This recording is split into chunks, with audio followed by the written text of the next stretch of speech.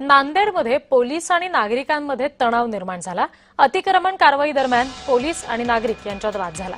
पोलिसांनी जमावावर लाठीमार केला आणि या लाठीमारात काही जण किरकोळ जखमी झाले। अतिक्रमण हटवण्याच्या कारवाईसाठी आलेल्या पोलिसांशी स्थानिकांनी वाद घातला। परिसरात तणावाचं वातावरण निर्माण झालं होतं।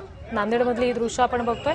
सुरुवातीला दोन्ही बाजूंनी शाब्दिक चकमक झाली आणि काही वेळात परिस्थिती चिघळली। जमाव आक्रमक होता, त्यामुळे पोलिसांनी परिस्थिती नियंत्रणात आणण्यासाठी लाठीमार केला। या घटनेत काही जण किरकोळ जखमी झाल्याची माहिती समोर येते।